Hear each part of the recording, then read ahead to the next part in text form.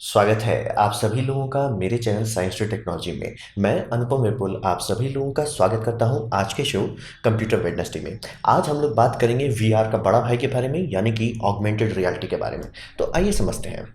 तो समझिए यहाँ पे हो क्या रहा है। यहाँ पे हम लोग क्या कर रहे हैं, रियल वर्ल्ड ले रहे हैं और वर्चुअल वर्ल्ड को मिक्स कर दे रहे हैं। हमने जो पिछले एपिसोड में बात किया था वर्चुअल रियलिटी के बारे में, वर्चुअल रियलिटी में था कि आप रियल वर्ल्ड को ब्लॉक आउट कर रहे हैं। आप ऐसा हेडसेट पहन रहे हो जो पूरा मतलब आपको समझिए बाहर में क्या हो रहा है उसे अंधा कर रहा है। आप हेडफोन लगा रहे हो जो बाहर का आवाज़ हटा दे। वीआर का काम वही होता है, वर्चुअल में आपको ले जाना। ये वैसा नहीं कर रहा है, ये रियल वर्ल्ड में वर्चुअल को ले आ रहा है। और यहाँ पे ये समझिए आपको आइसोलेटेड होने का ज़रूरत नहीं है कि मतलब एक डांस रूम हो या पूरी तरह से साउंड सील्ड हो, मतलब आपको आइसोलेशन की ज़रूरत नहीं पड़ेगी। और यहाँ पे वर्चुअल वर्ल्ड जो है वो आपका अडाप्ट करता है। इसका सबसे अच्छा एग्जांपल मेरा फेवरेट पिक्चर आयरन मैन 1 में है। आयरन मैन 1 में क्योंकि वो वीआर दिखा रहे हैं, ये मतलब एआर दिखा रहे हैं, तो आप लिटरली देख सकते हो रॉबर्ट डॉनी जूनियर यहाँ देख रहे हैं। जैसे कि ऑडी पे देखते हैं तो ऑडी को स्कैन करके कंप्यूटर तुरंत डेटा उस पर दिखाने लगता है, और जब सिर घुमाते हैं वो डेटा साथ में नहीं आता, वो डेटा वहीं रहता है क्योंकि गाड़ी नहीं मूव की थी। तो वर्चुअल वर्ल्ड अडाप्ट करेगा रियल वर्ल्ड के हिसाब से। तो जैसे मान लीजिए ये टेबल है, यहाँ पे एक टेबल रखा हुआ है, मैंने इसमें ऑगमेंटेड रियलिटी में एक कुछ रख दिया, इसके ऊपर मान लीजिए 3D प्रिंटर रख दिया। अब मैं कहीं और जाता हूँ फिर वापस आऊँगा, वो 3D प्रिंटर यहीं रहेगा, क्योंकि वो मतलब समझिए पूरा आपका जो वर्चुअल वर्ल्ड है वो बनाया इस तरह से जा रहा है एआर के डिपार्टमेंट में कि वो रियल वर्ल्ड के हिसाब से एडजस्ट करे। तो ये समझना एकदम ज़रूरी है। अब बात करते हैं ये काम कैसे करता है। इसको काम करने के लिए आपको कोई तरीका चाहिए आपके प्रोजेक्शन यानी आंखों पे ओवरले करने का, और इसका real world field of view से थोड़ा मैच होना चाहिए। तो इसका सबसे आसान तरीका तो मेरे गाड़ी में लगा हुआ है कि मैंने एक तो हेड्सअप डिस्प्ले खरीद लिया। मतलब क्योंकि मेरे गाड़ी में आरपीएम ये सब कुछ है नहीं एस्प्रेसो में, तो एक तो मैंने ये लगा लिया, वो कांच पे प्रोजेक्ट कर रहा है और कांच से को दिख रहा है। तो उससे फ़ायदा क्या होता है, गाड़ी में चला रहा हूँ मुझे रोड दिख रहा है, लेकिन मुझे रोड पे फ्लोटिंग सा दिख रहा है कि मेरा स्पीड क्या है, मेरा आरपीएम क्या है, ये दिख जाता है। तो वही समझ कुछ आपको ऐसा चाहिए कि आपका रियल वर्ल्ड में प्रोजेक्शन हो सके। तो इसके लिए आपके पास दो ऑप्शन होता है, या तो ट्रांसलूसेंट कुछ इस्तेमाल करें जैसे फाइटर पायलट का गॉगल हो गया, या मतलब ग्लासेस हो गए, हॉलो लेंसेज हो गए, या ओपेक डिवाइस इस्तेमाल करें। ओपेक डिवाइस का मतलब हो जैसे आपका मोबाइल फोन या टैबलेट, ये सब के आर पार आप नहीं देख सकते, लेकिन चूंकि ये कैमरा से डेटा लेके अपने स्क्रीन पे दिखा रहा है तो वो मतलब समझिए आपको फीडबैक तब भी मिलता रहेगा। तो दोनों ऑप्शन है कि आप रियल वर्ल्ड का डेटा लेके उसके ऊपर ओवरले करें, या जो आपका ओवरले बन रहा है वो सीधे आंख पे प्रोजेक्ट करें, जो कि जैसे फाइटर जेट्स में बहुत पहले से किया जा रहा है। गूगल लेंसेज वो पहली बार काम पब्लिक के लिए ट्राई किया था, लेकिन मतलब सक्सेसफुल नहीं हुआ। तो इसे आप यही समझिए ऐसा होता है। और एक तिगड़म वाला बात बहुत ज़रूरी है, ऐसा नहीं कि बस डेटा डालती है, इसमें फीडबैक होना ज़रूरी है। जैसे कि आजकल के केस में अमेरिका का F-35 मतलब जो फाइटर प्लेन है उसके लिए खास तरह का गॉगल बनाया गया है, हेलमेट बनाया गया है। ये बहुत ज़्यादा महंगा है, $4 लाख का है एक पीस।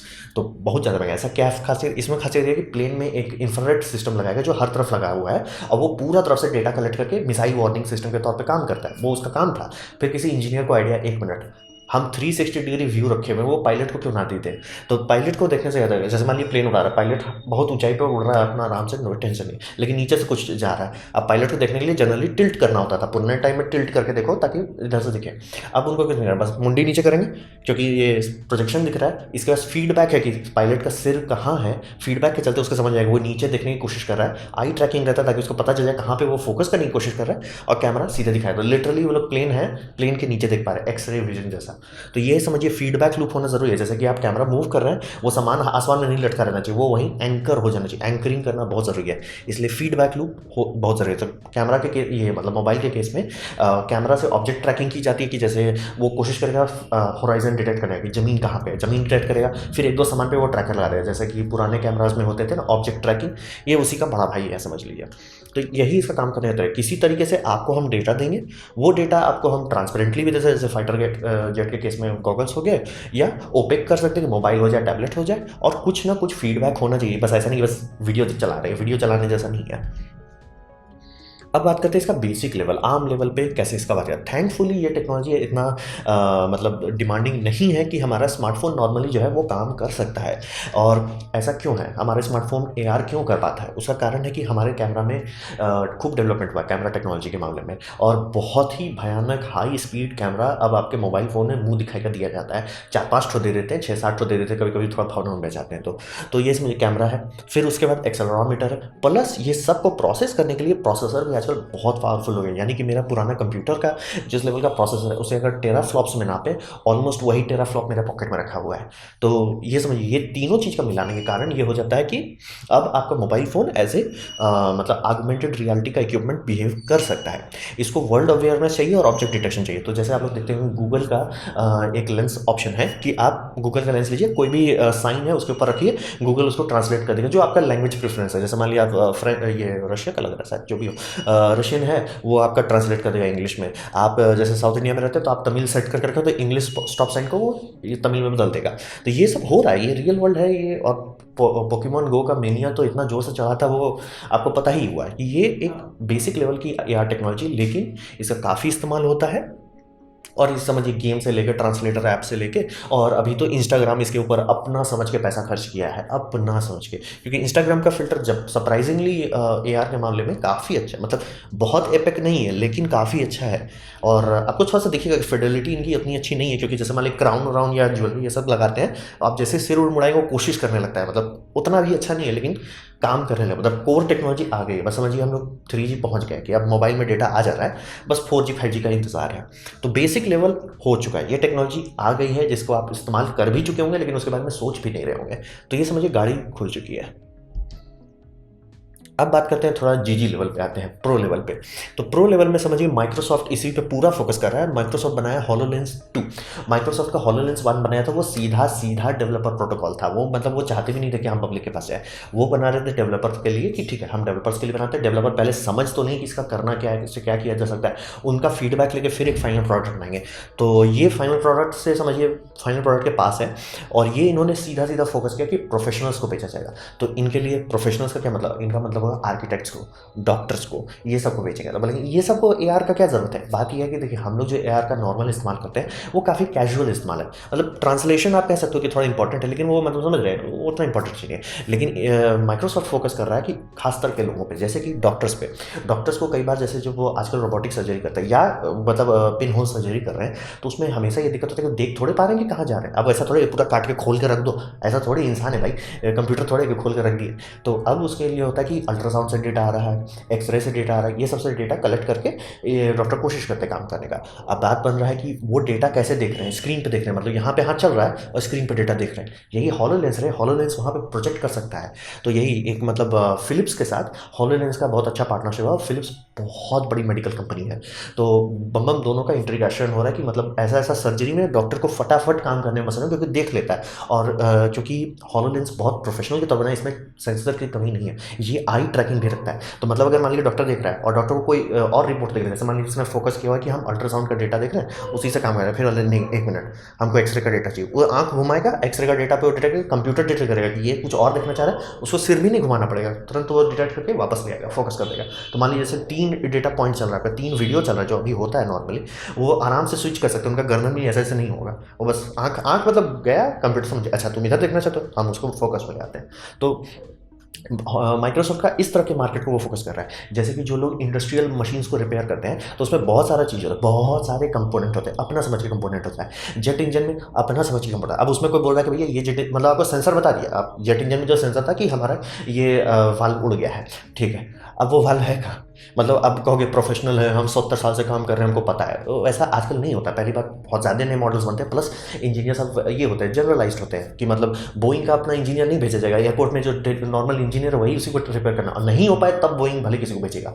तो वो सब इंजीनियर को क्या करें, तो उनको एक हॉलोलेंस दिया जाएगा, वो सीधे कंपनी में फ़ोन हो जाएगा कि मतलब बोइंग में आ गया कि भैया आपका प्लेन नौटंकी कर रहा है, ठीक है, बोइंग बोलेगा हमको उसका सेंसर डेटा भेजो, सेंसर डेटा पहुंच गया, आजकल तो ऑटोमेटेड ही रहता है, वो सीधे बोले अच्छा जाओ लेफ्ट टर्बाइन खोलो, हॉलोलेंस को लगाएगा, तुरंत दिख जाएगा अच्छा ये स्क्रू हटाना है, इसके अंदर इस जगह पे ये होगा, रियल वर्ल्ड में दिख रहा है। तो समझिए माइक्रोसॉफ्ट उस तरह के लोगों को फोकस कर रहा है, गेमिंग के लिए नहीं, कर जरूर सकते हैं लेकिन वो सब इसका फोकस नहीं है। इनका मेन फोकस है इंडस्ट्री को संभालना, मेडिकल को संभालना, कि मतलब जैसे मान लीजिए आप मोटर का डिज़ाइन कर रहे हैं तो उसको खोल खाल के देखना कि वो कैसे बिहेव कर रहा है, कैड मॉडलिंग जो मैं अभी छूना शुरू किया हूँ, तो ये सब के लिए फोकस कर रहे हैं। ये इनका मेन काम नहीं है कि मतलब ऑक्यूलस जैसा गेम बनाना, ये इनका काम नहीं, ये अलग मार्केट पे फोकस कर रहे हैं। और अपना समझ के इन्होंने सेंसर दिया, और इनका सेंसर बहुत एडवांस है, मतलब इन्होंने जो कैमरा डेप्थ सेंसर बनाया वो इतना एडवांस है कि हाथ को रियल टाइम में स्कैन कर सकता है। और अभी अगर आप इसका ये ऑक्यूलस हो, रिफ्ट हो, ये सब बेयरली कर पा रहा है और ये आराम से कर लेता है, मतलब रियल वर्ल्ड में ये सब आप कीजिएगा वो सीधे कैमरा से स्कैन स्कैन कर लेता है, उसको कोई सेंसर की ज़रूरत नहीं है, बहुत एडवांस है, इसीलिए इसका दाम भी बहुत ज़्यादा है 3500। और प्लस अगर आपके पास इतना पैसा है भी तो भी आप नहीं खरीद सकते, क्योंकि माइक्रोसॉफ्ट तभी बेचेगा जब वो आपको क्लासीफाई कर लेता है। और इसका प्रोजेक्शन सिस्टम भी बहुत एडवांस है कि इसमें लेज़र का इस्तेमाल करके, क्योंकि इन्होंने पहले कोशिश किया था कि एलसीडी, पुराने वाले वर्जन में एलसीडी था, एलसीडी बोल रहा हूँ ओलेड था, लेकिन बन रहा था कि उससे फील ही नहीं आ रही, तो उतना शार्पनेस नहीं आ पा रहा था। तो हिसाब बना कि लेज़र है, 3 ठो लेज़र है, रेड ब्लू ग्रीन, बहुत लो पावर का, ऑब्वियसली आँख के अंदर लेज़र मार रहे हैं तो बहुत कम पावर का लेज़र है। और वो लेज़र जाके कंबाइन करके मिरर स्कैन करता है, रेस्टराइज, जैसे आपके पुराने सीआरटी में ऐसे ऐसे स्कैन करके करते थे, एग्जैक्टली वही हो रहा है। और ये सबको प्रोसेस करने के लिए खूब बम प्रोसेसर चाहिए, तो ये पीछे में लगाती है प्रोसेसर। और ये करने का इनका ये फ़ायदा हो रहा है कि हेडसेट जो है बहुत बैलेंस है। और मैंने इनका नीचे लगभग 40 मिनट का इनका प्रेजेंटेशन दे दिया। ये दाम बहुत ले रहे हैं, लेकिन आप इनकी इंजीनियरिंग देखेंगे तो लगेगा ये तो फ्री में दे रहे हैं, क्योंकि बहुत बम बम मेहनत किया, एक एक चीज़ पे मेहनत किया है। मतलब इन्होंने हेड रेस्ट कैसे बनाना है, लिटरली उसके लिए इन्होंने हज़ारों लोगों का हेड स्कैन किया 3 डायमेंशनल में, और वो आपको दिखाएंगे कि मतलब वो अलग ऐसे ऐसे लोग हैं जिनका आँख से मतलब ये फोरहेड में गैप जो है वो लिटरली 6-7 मिलीमीटर का है। और जो सबसे बड़ा इनको मिला स्कैनिंग के दरमियान वो आया कि एक बंदा है जिसका 2 से 3 सेंटीमीटर जगह पड़ा हुआ है। तो बहुत मतलब लिटरली काफ़ी मेहनत किया, लेकिन वो सस्ते में नहीं दे सकते थे, तो मैं इसका दाम से उतना परेशान नहीं हुआ। प्लस जो लोग डॉक्टर हैं जो इस तरह का सर्जरी सब कर रहे हैं वो अफोर्ड आराम से कर सकते हो। प्लस उनको भी नहीं करना है, ये आइडिया ये है कि हॉस्पिटल उसको एज ए इक्विपमेंट के तौर पे खरीदेगा। और अगर आप कुछ और करना चाहते हैं तो इसमें रेंडरिंग का पावर, ऑब्वियसली प्रोसेसर ये लगा तो बहुत जीजी तो रेंडरिंग कर नहीं सकता, तो हिसाब ये है कि आजियर क्लाउड पे ये 9 मिलीसेकंड के अंदर रेंडरिंग करके फुटेज देगा। तो जो लोग इंजीनियरिंग में कैड मॉडलिंग करते हैं, कैड मॉडलिंग में बहुत ट्रायंगल्स होता है, जब जूम करते जाएंगे वो ट्रायंगल बढ़ाते चला जाता है, तो उस हिसाब से क्लाउड रेंडरिंग भी करना पॉसिबल है। और इसका बड़ा भाई भी इसमें कर रहा है कि लैंग्वेज ट्रांसलेट भी कर सके रियल टाइम में। तो समझिए बहुत अलग लेवल का ये है। मतलब अगर आपको एआर का एक्चुअल कैपेबिलिटी देखना, जो मैंने नीचे कॉन्फ्रेंस दे दिया, प्लीज़ देख लीजिए, मतलब एकदम अलग लेवल। थैंकफुली ये टेक्नोलॉजी आ चुकी है, पहले वीआर के मामले में ऐसा कोई टेक्नोलॉजी जो आज देख लीजिए, ये कितनों भैया पैसा दे दीजिए, वीआर उतना एपिक नहीं हुआ, ये पहुंच गया है उस लेवल पे। तो अब बात करते हैं भविष्य में क्या होगा। तो हिसाब ये समझिए कि अभी हमें लोगों को मिनिराइजेशन करने का ज़रूरत है, क्योंकि अभी जो मतलब माइक्रोसॉफ्ट का टेक्नोलॉजी है जो इन्होंने कस्टम खुद से बनवाया कि भैया लेज़र लो, लेज़र को कोलैप्स करो, उसको फिल्टर करो, फाइन ट्यून करो, फिर एक मिरर में डालो, मिरर उसको धड़धड़ा के स्कैन करेगा, फिर उसे दूसरे मिरर में डालो, वो क्योंकि एक स्कैन एक्स एक्सेस में कर रहा है, दूसरा स्कैन कर रहा है वाई एक्सेस में, तब जाके ये प्रोजेक्शन हो रहा है, वेव गाइड में जा रहा है। तो भी सही बहुत फजीयत वाला चीज़ है। आप देख सकते हैं बड़ा मतलब बड़ा साइज़ का है। इन्होंने इंजीनियरिंग बहुत अच्छी की है, इसलिए कंफर्ट के मामले में कोई दिक्कत नहीं हो, लेकिन समझ रहे अभी भी बड़ा हचपुस तंदुरुस्त चीज़ है। तो मिनिएचराइजेशन की ज़रूरत है, और ऑब्वियसली $3500, ये मतलब समझिए ये लाइनस मीडिया ग्रुप भी ठीक से नहीं अफोर्ड कर पाए, तो ये काफ़ी दाम इसके घटने की ज़रूरत है। लेकिन इसका रियल वर्ल्ड पोटेंशियल बहुत ज़्यादा है, जैसे कि ब्रेन ऑपरेशन में काफ़ी डॉक्टर लोगों को करना पड़ रहा है, अभी करना पड़ रहा है कि मतलब हाथ यहाँ पे है और स्क्रीन पे ध्यान दे रहे हैं कि भैया एक्सरे देखो, अगर वो मान लीजिए वो कंप्यूटर उसको रियल वर्ल्ड प्रोजेक्ट कर पाते, काफ़ी सारा मदद हो पाएगा। तो हर मामले में इसका पोटेंशियल के मामले में वीआर से ज़्यादा इस्तेमाल इसी का है। और प्लस इसके लो लेवल का बात करें तो वो तो आपके मोबाइल फ़ोन में ही हो जाता है, तो ऐसा भी नहीं कि आपको डेडिकेटेड चीज़ खरीदना है। तो हम बात करें मेडिकल इंडस्ट्री से लेके इंडस्ट्रियल एप्लीकेशन तक इसका बम बम इस्तेमाल होने वाला है, और ये काफ़ी अच्छा इसका मतलब मुझे फ्यूचर दिख रहा है। हाँ, तुरंत नहीं होने वाला, टाइम लगेगा, लेकिन गाड़ी खुल चुकी है। तो ये था मेरा प्रेजेंटेशन ऑगमेंटेड रियलिटी के बारे में। उम्मीद करता हूँ आपको अच्छा लगा, कुछ सीखने मिला, कुछ समझ में आया। अगर ऐसा है लाइक कर दें, दोस्तों शेयर कर दें, उससे मेरा काफ़ी भला होगा। नहीं अच्छा लगा, नहीं पसंद आया, कोई बात नहीं, आप डिसलाइक कर सकते हैं। मैं कहूँगा डिसलाइक 2 बार दबाएं, उससे मुझे पता चलेगा कितना ना पसंद हुआ है। मैं आपसे कहूँगा कमेंट लिखें कि मैं हर कमेंट जवाब देने की कोशिश करता हूँ। आपसे कहूँगा सब्सक्राइब कीजिए, बेल दबाइए अगर आप फ्री हैं तो। आपने मेरा वीडियो देखा, जानकर मुझे बहुत खुशी हुई। धन्यवाद।